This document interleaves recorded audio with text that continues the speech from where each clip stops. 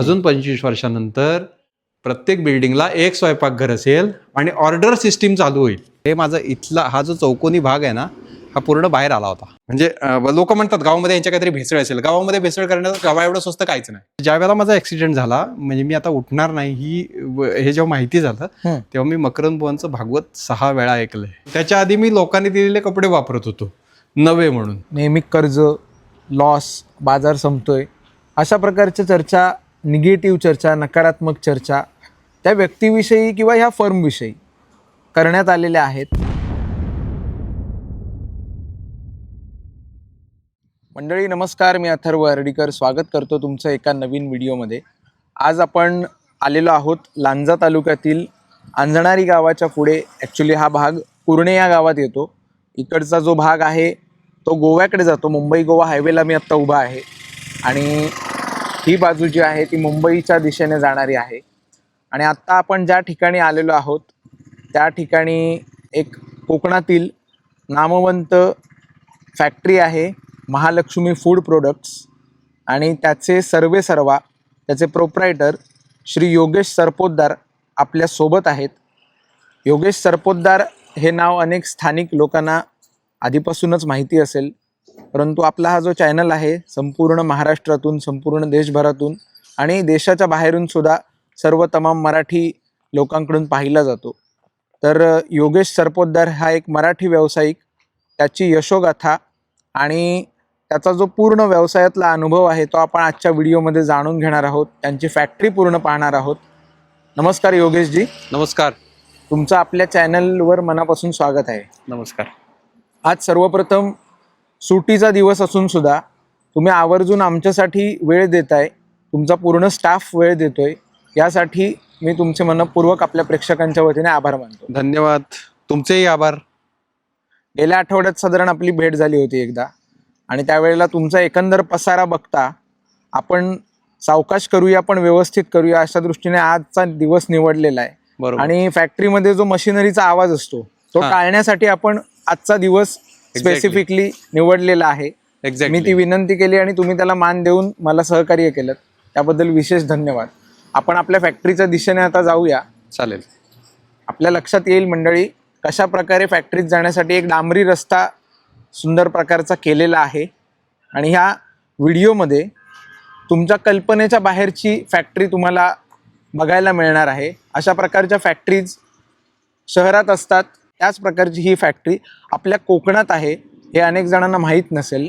आणि गेल्या वेळेला योगेशजींसोबत जेव्हा माझी चर्चा झाली तेव्हा योगेशजी असं म्हणाले होते की साधारण पनवेलपासून ते गोव्यापर्यंत अशा प्रकारची फॅक्टरी कुठे नसावी. नाही, या फूड प्रोसेसिंग रिलेटेड, म्हणजे आपण जे आटा, बेसन किंवा आपण जी प्रोडक्ट करतोय खरंय, तर या टाईपची म्हणजे फॅक्टरीज, मोठ्या फॅक्टरीज आहेत, पण फूड प्रोसेसिंग मधलं मोठं युनिट आहे. बरोबर आहे. कारण 30,000 किलो पर डे कपॅसिटीचं युनिट आहे. बर. आणि इतकं मोठं युनिट ऐकिवात नाही, मला तरी नाही. अच्छा.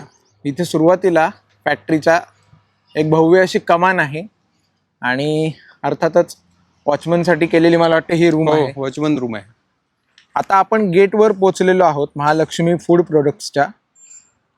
किती सालात सर्वात पहिल्यांदा या गेटमधनं तुम्ही आत गेलात? 23 मार्च 2015ला पहिली एंट्री झाली. अच्छा. या फॅक्टरीमध्ये. बर.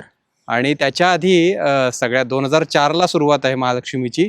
सुरुवात पार्टनरशिपनी आहे. मी आणि माझे 2 मित्र, आनंद मुळे, कुलदीप शिंदे असे 2 मित्र मिळून आम्ही ते 10x10 मध्ये ते युनिट चालवलं होतं. अच्छा. आणि त्याच्यानंतर मग आम्ही त्या कोळेकरांचं, म्हणजे आता शहनाई हॉल आहे तिथे ते युनिट आम्ही काही वर्ष चालवत होतो. अच्छा. आणि 2013 मध्ये बांधण्याचा डिसिजन झाला. बरोबर. त्यावेळेस जनता सहकारी बँकेने वगैरे आम्हाला मदत करून ते सगळं झालेलं आहे. बर.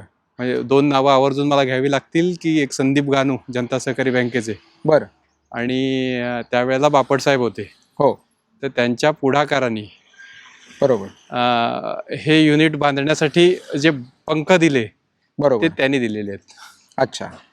आणि त्याच काळात ना शरद काका पुरोहित की इतकं मोठं युनिट आपल्याला करायला पाहिजे हे, म्हणजे कसं होतं की हे एक ध्येय देणारा एक माणूस लागतो ना. खरंय.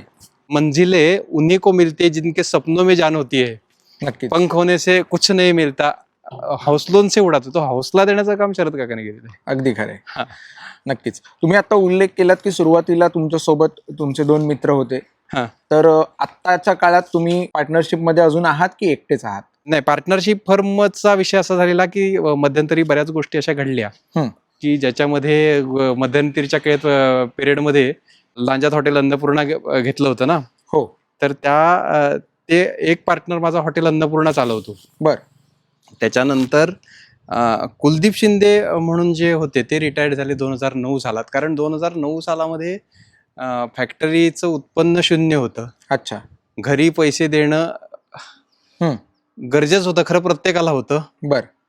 तर त्या कारणांमुळे चांगला डिसिजन घेऊन म्हणजे संबंध चांगले ठेवून बाहेर पडून त्यानं स्वतःचं युनिट पण नंतर चालू केलेलं आहे. बरोबर. आणि ते सगळं व्यवस्थित चाललंय. बरोबर. थोडक्यात आजच्या तारखेला महालक्ष्मी फूड प्रोडक्ट्स मध्ये योगेश सरपोतदार एकटे नाही, आहेत. आता महालक्ष्मी फूड प्रोडक्ट्स मध्ये म्हणण्यापेक्षा हे सगळं जे युनिट चाललंय हो. ते महालक्ष्मी फूड्सला खूप प्रॉब्लेम झाले. म्हणजे जवळपास 14-15 वर्ष, 2018-19 पर्यंत युनिट एकदम मस्त चाललं होतं. मध्यंतरी 2 पार्टनर ऍडही झाले त्याच्यामध्ये. एक शरद काकांचं जे नाव घेतलं त्यांची सुनबाई अनघा पुरोहित आणि एक वंदना भाटे, असे 2 पार्टनर त्याच्यामध्ये ऍड झाले. एक पार्टनर रिटायर्ड झाला. तर ती चौघांची पार्टनरशिप चालू होती. पण ना की 2018-19च्या काळामध्ये म्हणजे बघत मीच होतो, आनंद हॉटेल बघत होता. बरोबर. तर या सगळ्यामध्ये माझ्या ऍक्सिडेंट नंतर म्हणजे असं म्हणजे ते गव्हर्नमेंटच्या अँगलनी बघायला गेलं ना तर हा D++ झोन आहे, म्हणजे अतिमागास. तर तो अतिमागासलेपणा इथे जाणवला. मुळात ह्याचा जो मोठो होता तो असं होतं की इतकं मोठं कॉर्पोरेट इथे उभं करायचं की म्हणजे आता ते कळतंय की मायग्रेशन वगैरे होतंय किंवा समाजसेवा करण्यासाठी भरपूर पैसे लागतात. तर ते करण्याचा मानस असा नव्हता, पण असं एक भव्य युनिट उभा राहायचं की इथल्या लोकांना इथे रोजगार आपल्याला देता येईल. बरोबर. अशा प्रकारचं युनिट इथं उभं राहायचं असं एक ध्येय होतं. बरोबर. आणि या ध्येयापोटी हे सगळं उभं झाल्यानंतर एकमेव म्हणजे राजा मेला की युद्ध संपलं, तसं माझा ऍक्सिडेंट झाला. मी जाग्यावर बसलो आणि बऱ्याच लोकांनी इथून क्विट केलं. किती साली झाला ऍक्सिडेंट? 2019 साली ऍक्सिडेंट झाला मोठा. अच्छा. कशामुळे झाला होता तो? कार ऍक्सिडेंट झाला. कार ऍक्सिडेंट झाला. अनेक जणांकडून असं ऐकायला मिळतं की पुनर्जन्म एक प्रकारचा तो ऍक्सिडेंट आणि त्यातून तुम्ही सावरलात हा आहे. तर खरोखर असं घडलेलं इतका सिरियस ऍक्सिडेंट खूप मोठा आहे. हे माझं सगळं जे दिसतंय ना, हे सगळं हे माझं इथला हा जो चौकोनी भाग आहे ना, हा पूर्ण बाहेर आला होता. अरे बापरे.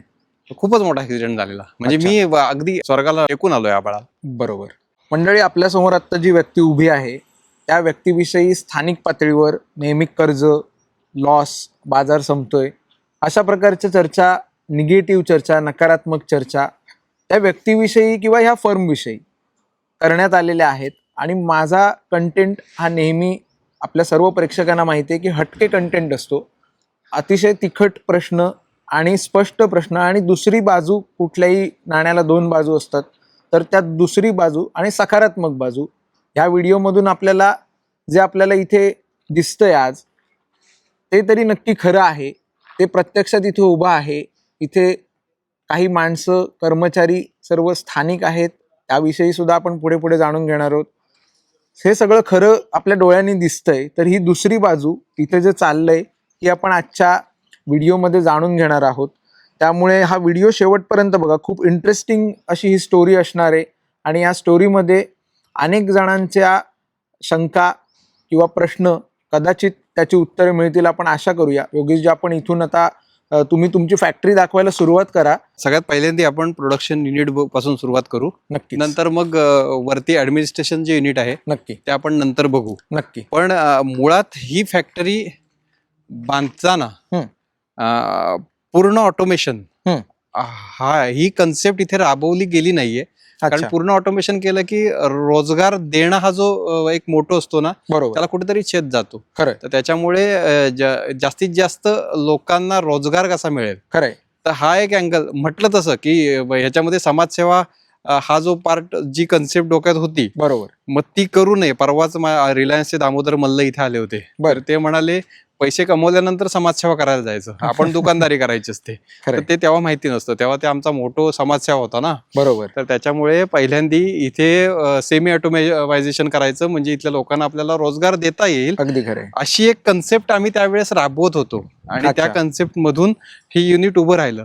पण युनिट जे उभं राहिलंय ना, तर ते असं वरवर बघून नाही, ते व्यवस्थित समजावून सांगितल्यानंतर तुमच्या लक्षात येईल की ते युनिट कशा पद्धतीने बांधलं गेलं. बरोबर. दाखवतो मी तुम्हाला. नक्कीच. आता मंडळी आपण जिथे उभे आहोत ना, तिथे साधारण मला वाटतंय 2025च्या एंडिंगला डिसेंबर महिन्यात योगेशजींनीच एक कार्यक्रम ठरवला होता, नियोजित केला होता, आयोजित केला होता. मकरंद बुवा रामदासी यांचं भागवत सप्ताहानिमित्त या ठिकाणी व्याख्यान होतं आणि त्या दृष्टीने सुद्धा इथे असंख्य लोक तालुक्यातील येऊन गेलेली आहेत. बऱ्याच जणांना हा परिसर परिचित असेल. तर योगेशजींची ती बाजू सुद्धा मला या व्हिडिओमध्ये जाणून घ्यायला आवडेल. योगेशजी, तुम्ही आध्यात्मिक पहिल्यापासून होतात की अलीकडच्या बदललेल्या परिस्थितीनुसार आर्थिक गोष्टींमुळे तुम्हाला अध्यात्म स्वीकारावं लागलं? आर्थिक गोष्टींमुळे अध्यात्म आलंय किंवा मी पूर्वीपासून आध्यात्मिक होतो, देवाला मानायचो, पण पूर्वीपासून आध्यात्मिक होतो असं नाही. पण होतं काय की इतके अनुभव, म्हणजे गेल्या 22 वर्षांमध्ये एकही दिवस आयुष्यामधला असा गेला नाही की ज्या दिवशी मला प्रॉब्लेम आला नाही. पण हे प्रॉब्लेम येत असताना ज्या वेळेस मला असं वाटलं की ह्याला आता उत्तर नाही, हे सगळं संपलं, त्या वेळेस असा एखादा चमत्कार घडलाय की समजा सूर्य आता मानेवरून जाणार आहे आणि आता माझी मान कापली जाणार हे पक्क माहिती असताना ज्या वेळेला सूर्य मानेवर यायची वेळ येते त्यावेळेला असा काहीतरी चमत्कार घडतो की त्याच्यातून मार्ग मिळतो आणि अशा मार्गांमुळे माझा देवावरचा विश्वास अजून वाढत गेलेला आहे. नक्कीच. हा, आणि त्याच्यामध्ये मग म्हणजे ज्या वेळेला माझा ऍक्सिडेंट झाला, म्हणजे मी आता उठणार नाही हे जेव्हा माहिती झालं तेव्हा मी मकरंद बुवांचं भागवत 6 वेळा ऐकलंय. अच्छा. 6 वेळा भागवत ऐकलंय आणि त्याच वेळेला मनात एक इच्छा होती की बुवांचं भागवत इथे या ठिकाणी आपल्या भूमीसाठी म्हणून करायचं आणि आपल्या लोकांसाठी म्हणून करायचं. बर. आणि ते भागवत झाले. अच्छा.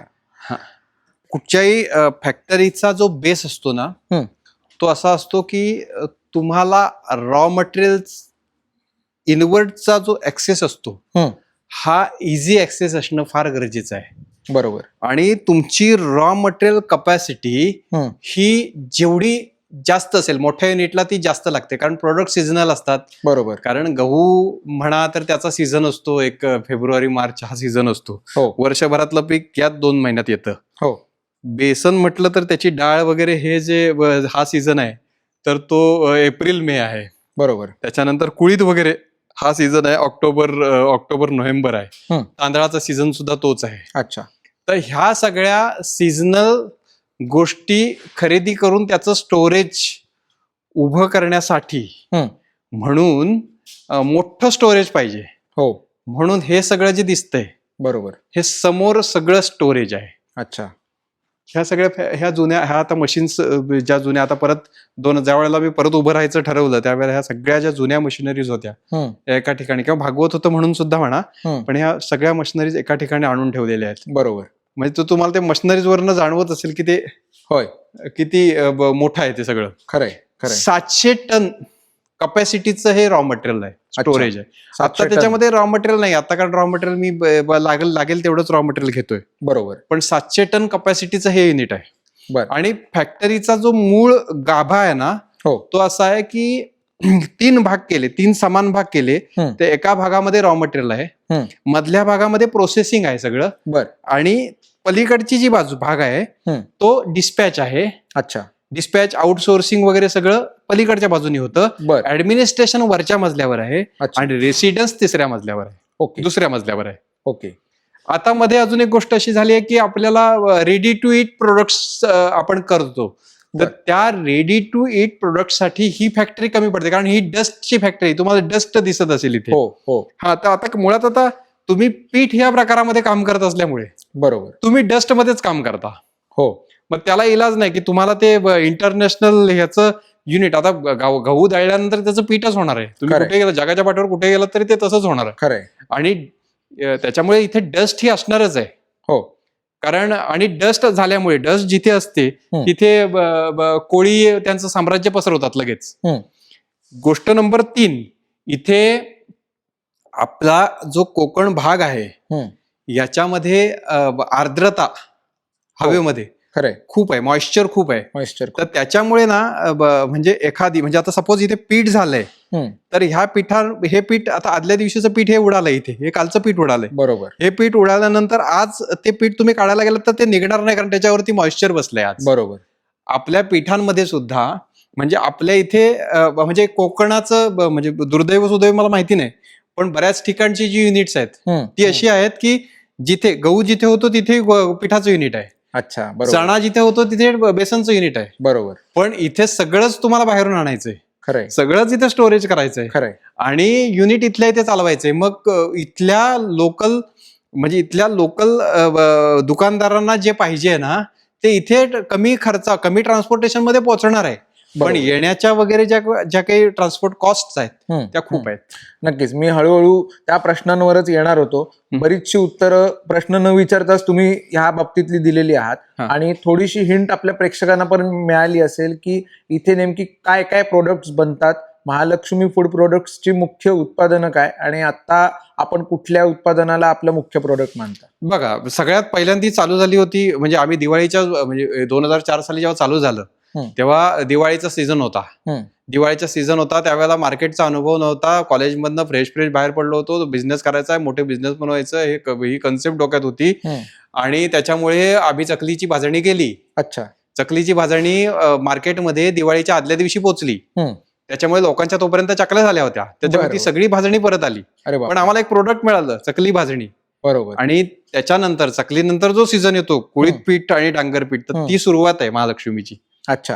कुळीत पीठ डांगर पीठ, त्याच्यानंतर कुळीत पीठ डांगर पीठानंतर मग तांदूळ पीठ वाढलं, ज्वारी पीठ वाढलं, बाजरीचं पीठ वाढलं, मेथकूट वाढलं, चकलीची भाजणी वाढली, थालीपीठाची भाजणी वाढली, अशी प्रोडक्ट वाढत वाढत वाढत वाढत गेली. आणि 2014-15 मध्ये पहिल्यांदा इंट्रोड्यूस झालं गहूपीठ. गहूपीठाचे बरेच प्रकल्प इथे तयार झाले की आपण गहूपीठ. पण एक मार्केटचा एक जो ट्रेंड आहे की गहूपीठ हे फक्त सिओर वरून येणार किंवा एमपी मधनं येणारं गहूपीठ चांगलं, तर तो एक ट्रेंड आहे आणि ते गहूपीठ तिकडूनच येतं. त्याच्यासाठी लागणारं पॅकेजिंग, त्याच्यासाठी लागणारी साईज, त्याच्यासाठी लागणारी फॅक्टरी साईज, या सगळ्या गोष्टी बघता आपण गहूपीठामध्ये उतरलो 2014-15 साली, कारण आपल्याकडे हा प्लॅन तयार होता. अच्छा.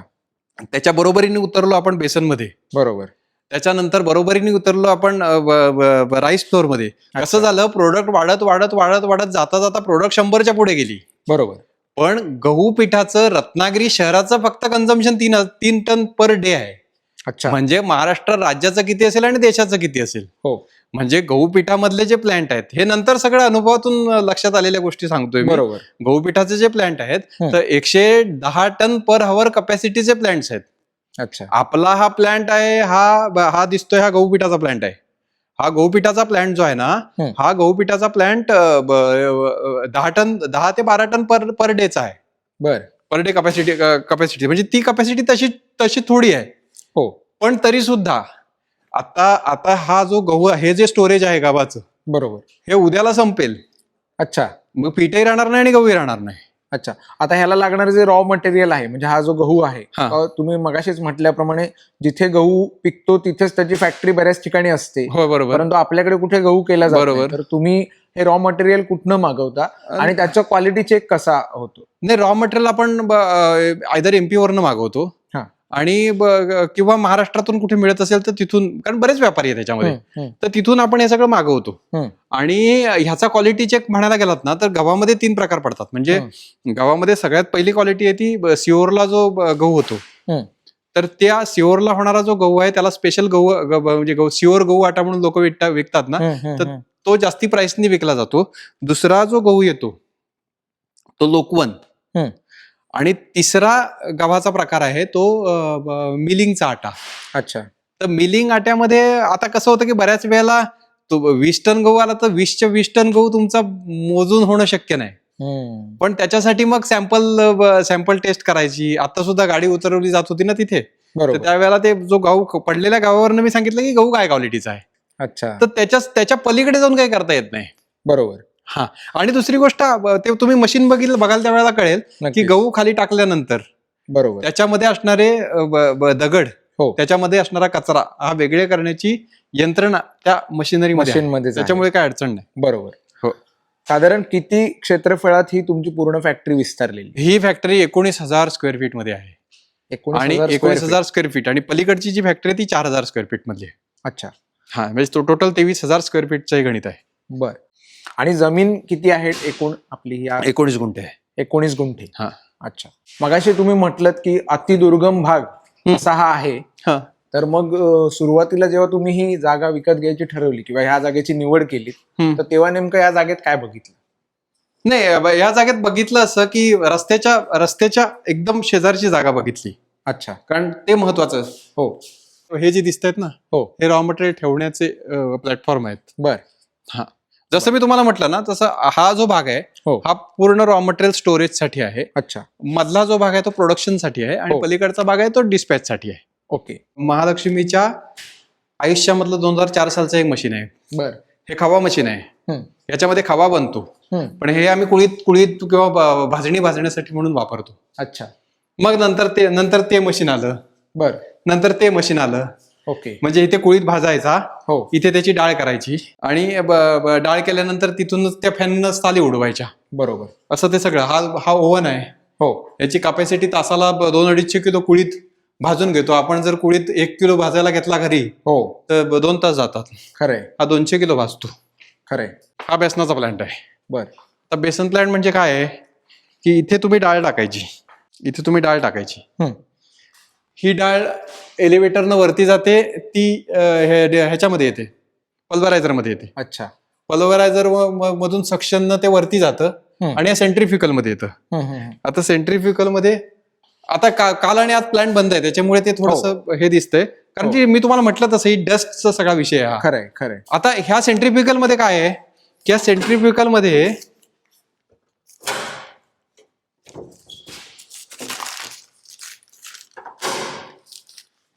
म्हणजे काय आहे की ह्याच्या आतमध्ये कापड आहे. अच्छा. म्हणजे तुम्ही जर कापड म्हणजे कसं आपला अगदी शर्ट म्हणजे चाळणी म्हणतात ना, बरोबर. बरोबर. पण चाळणी नाही, ओके. कापडच आहे हे. अच्छा. म्हणजेच उदाहरणार्थ टाल्कम पावडर बनवणं हा जो प्रकार आहे ना, बरोबर. तो अशा मशीनमधून केला जातो. बरोबर. ज्याच्यामध्ये टाल्कम पावडर म्हणजे किती फाईन असते ती, खरोबर. तर तेवढ्या फाईननेस साठी, म्हणजे बेसन फाईन असतं, अगदी. तर ते ह्या सेंट्रिफ्युगल मधून पास होतं बरोबर. आणि इथे त्याचं पीठ पडतं. बरोबर. ह्या प्लॅन्टची कॅपॅसिटी 10 टन पर डे आहे. अच्छा. हा. आता हे पर्टिक्युलरली बेसनसाठीच वापरलं जातं की अन्य काही याच्यात होतं? राईस फ्लोअर होतो याच्यामध्ये. Rice flour. हो. बर. म्हणजे फाईन राईस फ्लोअर लागतो ना, अच्छा. तो राईस फ्लोअर होतो इथे. बरोबर. आपण हे जे इकडे जे आता शिरतोय ना, हे ऍक्च्युली आता इथे सगळं गडबड दिसते, कारण आता आपल्याकडे एक्सपोर्टची ऑर्डर नाही. पण ज्या वेळेस इथे एक्सपोर्टची ऑर्डर असते त्यावेळी इथे आमचीच लोक पल्वरायझर, कारण मेंटेनन्सची आपलीच टीम आहे. अच्छा. आपलीच लोक इथे पल्वरायझर जोडतात. अच्छा. आपलीच लोक याच्यामध्ये अख्खे मसाले टाकतात. बर. हे मसाले तिकडे 300-400 किलोची एक बॅच तिकडे जाऊन पडते. बर. हा जो ऑगर फिलर आहे, मशीन आहे, हे मिक्सिंग मशीन आहे समोरचं. तर ह्या पल्वरायझरची कॅपॅसिटी आहे की साधारण तासाला हा 700 ते 800 किलो ग्राइंड करतो. ओके. हे सगळं तिथे साठवलं जातं. बरोबर. म्हणजे आता धणा टाकला, आता जिरा टाकला, आता अजून मसाल्याचे वेगवेगळे पदार्थ टाकले. बरोबर. हे सगळं तिथे साठवलं जातं.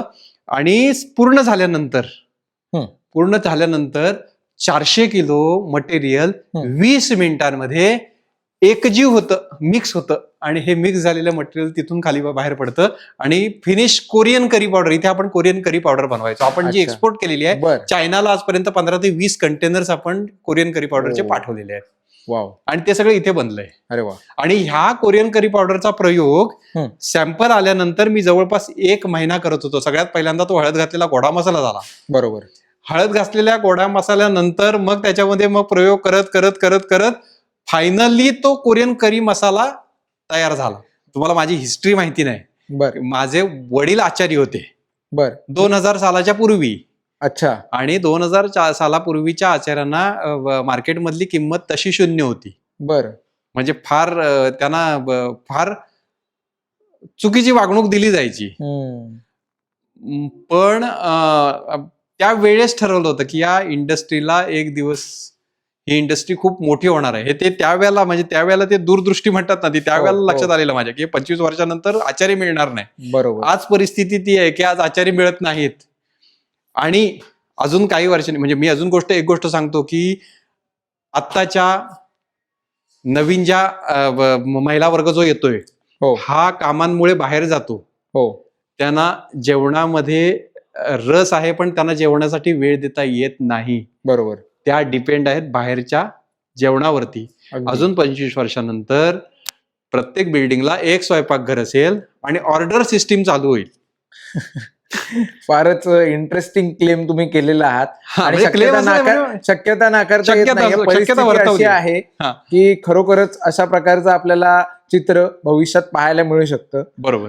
एका सामान्य मराठी कुटुंबातला मुलगा अशा प्रकारचं स्वप्न लहानपणीच बघतो की मला खूप मोठा उद्योगपती व्हायचं आहे आणि ह्या क्षेत्रातला जो त्यावेळेचा व्यवहार होता किंवा आचार्यांना मिळणारी वागणूक होती, तर त्या दृष्टीने तुम्ही या गोष्टींचा विचार करत होतात. पण ही उद्योगपती व्हायची प्रेरणा लहानपणी कुठून मिळाली? नाही, कसं होतं की मला त्यावेळेला कसं होतं की मी ज्या वेळेला कॉलेजमधून बाहेर पडत होतो की आम्ही मित्र सगळे कॉलेजमधून बाहेर पडत होतो त्यावेळेला नोकऱ्यांचे वांदेच होते. अच्छा. नोकऱ्या नव्हत्या. स्वतःचा व्यवसाय करावा. मग व्यवसाय करावा मग कारण शाळेत किंवा कॉलेजमध्ये जे काही शिकवलं जातं ना, तर ते असं असतं की व्यावसायिक म्हणजे किती मोठं असतं, म्हणजे व्यावसायिक होणं म्हणजे केवढं मोठी गोष्ट असते. आम्हाला ती मोठी गोष्ट माहिती होती व्यावसायिक व्हायची, म्हणून आम्ही व्यवसायामध्ये पडलो. कारण इतके सगळे प्रॉब्लेम्स असतात आणि इतके सगळे व्यवधानं त्याच्यामध्ये आहेत, इतके सगळे प्रॉब्लेम्स त्याच्यामध्ये आहेत, हे माहिती असतं कदाचित त्यावेळेला आम्ही पडलो नसतो. बरोबर. पण अर्धवट ज्ञानामुळे म्हणा आम्ही व्यवसायामध्ये आलो. बरोबर. व्यावसायिक व्हायचंय म्हणून. पण हे व्यावसायिक होताना म्हणजे ते म्हणजे कसं आहे की बाहेरून ते सगळं असं गुळगुळीत आहे, आतलं विश्व फार फार विचित्र आणि वेगळं आहे. अच्छा. व्यवसायामधलं. बरोबर. पण ते धाडस, आणि ते धाडस का की चुकीचं नाही व्यावसायिक होणं, पण आम्ही ज्या व्यवसायामध्ये शिरत होतो त्यावेळेला आमच्याकडे स्वतःचे असे पैसे नव्हते. मी पहिला फुल पॅन्ट फुल शर्ट माझ्या 8वीत असताना म्हणजे 2000 साली मी पहिला फुल पॅन्ट आणि त्याच्या आधी मी लोकांनी दिलेले कपडे वापरत होतो नवे म्हणून. बरोबर. तर अशा परिस्थितीतून आम्ही व्यवसायात उतरलो होतो. हे त्या 2004-05 सालचं मशीन आहे. हा डिस्टोनर आहे, ह्याच्यामध्ये कुठचंही धान्य टाकलं की त्यातले स्टोन्स वेगळे होतात. बरं. असं ते मशीन आहे. आता आपल्याकडे प्लांटमध्ये असलेली सर्वात मोठं मशीन कुठलं आहे? आता ही 2 मशीन तुम्हाला दाखवली. एक मशीन दाखवलं ते मी तुम्हाला सांगितलं की दिवसाला साधारण 6 टन कपॅसिटीचं युनिट आहे. एक मशीन आहे ती दिवसाला 10 टन कपॅसिटीचं युनिट आहे. बरोबर. आता जो आपण ज्या गावावरती आपण बोललो ना, त्याचा एक वेगळा प्लांट आपल्याकडे आहे. बरं. मग आता बऱ्याच वेळेला कसं होतं की मोठी म्हणजे तुम्हाला गव्हाची कन्सेप्ट अशी आहे की गहू ज्या वेळेला मोठ्या गव्हांच्या मिल असतात त्याच्यामध्ये गव्हाचा एक दाणा असा सरकत पुढे जात असतो. त्याचं ब्रान वेगळं होतं. ब्रान वेगळं झाल्यानंतर ते ब्रॅन म्हणजे ते ब्रान जे आहे ते बिस्किट कंपन्यांना वगैरे जातं. त्याच्या पुढे एक पार्टिकल्सचा पार्ट असतो. ते ब्रान असतं ते एक 10% असतं. गावामधला ब्रानचा पार्ट 10% असतो. बरोबर. त्याच्यानंतर 7-8% तो पार्टिकल्सचा पार्ट असतो, तो रवा. नक्कीच. सुजी. त्याच्या आतमध्ये जो 23% भाग असतो, 23-24% त्याला इंडोस्पर्म म्हणतात. बर. तो आटा. आणि त्याच्या आतमध्ये 59-60% असतो तो मैदा. अच्छा. ही गव्हाची कन्सेप्ट आहे. पण आपण या युनिटमध्ये होल व्हीट फ्लोअर करतो. बर. म्हणजे लोक म्हणतात गावामध्ये यांच्या काहीतरी भेसळ असेल. गावामध्ये भेसळ करण्याचं गव्हा एवढं स्वस्त काहीच नाही. त्याच्यामुळे गावामध्ये भेसळ करण्याचा प्रश्न नाही. गव्हाच्या क्वालिटीवरती हे सगळं ठरतं. आता त्याच्यामधल्या सगळ्या गोष्टी मी तुम्हाला सांगत नाही. पण हा जो प्लांट आहे तर इथे गहू टाकला जातो. हा गहू इथे 2 टन गहू राहतो. बरोबर. हा 2 टन गहू एलिव्हेटरनं वरती जातो. हा वरती गेल्यानंतर गहू या युनिटमध्ये येतो. बरोबर. आता या युनिटमध्ये कशाला येतो, याच्यामध्ये सगळ्यात जाडा खडा आहे तो इथे पडतो. बर. त्याच्यापेक्षा बारीक खडा इथे पडतो.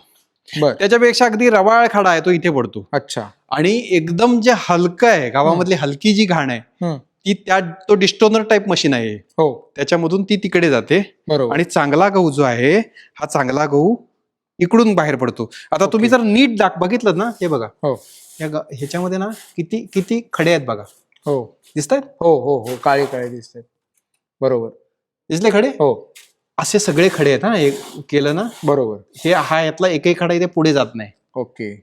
हे सगळंच्या सगळं इकडे चांगला गहू या एलिव्हेटरनं वरती जातो आणि याची कपॅसिटी 2.5 ते 3 टन आहे. इथे वरती स्टोरेज म्हणजे इथे 2 टन, बरोबर. इथे 2.5-3 टन म्हणजे 5 टन गहू याच्यामध्येच लागतो. बरोबर. हा गहू इथून खाली येतो. हे 3 ग्राइंडर आहेत. हे स्टोन आहेत, हे सगळे स्टोन आहेत. बरोबर. ह्या 3 ग्राइंडर मध्ये याचं पीठ बनतं. बरोबर. हे पीठ सक्शननी इथे येतं. अच्छा. सक्शननी इथे आल्यानंतर इथे ते पीठ खाली पडतं. बरोबर. हे हलत असतं, असं हो व्हायब्रेट होत असतं. ओके. याच्यामधून इथे वरती चाळणी आहे, याच्यामधून पीठ खाली पडतं. बरोबर. आणि वरचा जो भुसा आहे तो भुसा हा याच्यात पडतो. हो तो इथून. बरोबर. आणि तिकडे पीठ. नक्कीच. याच्या पुढे मग पॅकेजिंगची युनिट बसवता येतात. हो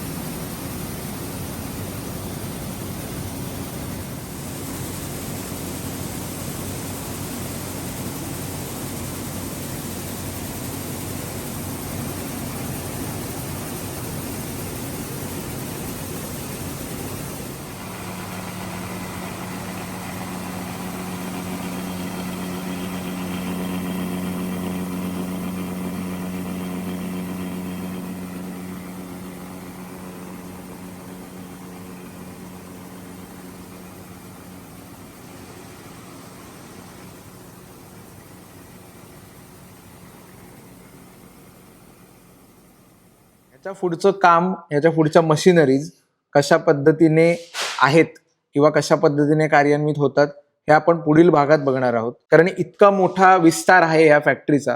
सुरुवातीला अनेक गोष्टी आपण बोलल्या आणि त्याची उत्तरं आपल्याला पुढच्या भागात, ह्याच व्हिडिओच्या पुढच्या भागात मिळणार आहेत. की आपण काही गोष्टींचा उल्लेख केला, कर्ज असेल किंवा निगेटिव्ह चर्चा असतील, तर त्या चर्चा आणि त्या बाबतीतलं नेमकं तथ्य असं पुढच्या भागात आपण त्याविषयी जाणीवपूर्वक खूप विस्तृत चर्चा करणार आहोत. आणि युवकांसाठी तो अतिशय इन्स्पिरेशनल व्हिडिओ ठरणार आहे. तुम्हाला हा व्हिडिओ आवडला असेल तर कृपया ह्या व्हिडिओच्या कमेंट बॉक्समध्ये पार्ट 2 साठी कमेंट करा आणि पार्ट 2 आपण लवकरच पब्लिश करायचा प्रयत्न करू. हा व्हिडिओ तुम्ही आत्तापर्यंत पाहिलात त्याबद्दल धन्यवाद. व्हिडिओ जास्तीत जास्त लोकांपर्यंत शेअर करा आणि आपल्या मराठी व्यावसायिकाला हा व्हिडिओ शेअर करून नक्की सहकार्य करा. आणि आपल्या चॅनलला सुद्धा अशाच स्टोरीज पोस्ट करण्यासाठी प्रोत्साहित करा. कमेंट बॉक्समध्ये तुमच्या शुभेच्छा लिहून. खूप खूप धन्यवाद. नमस्कार.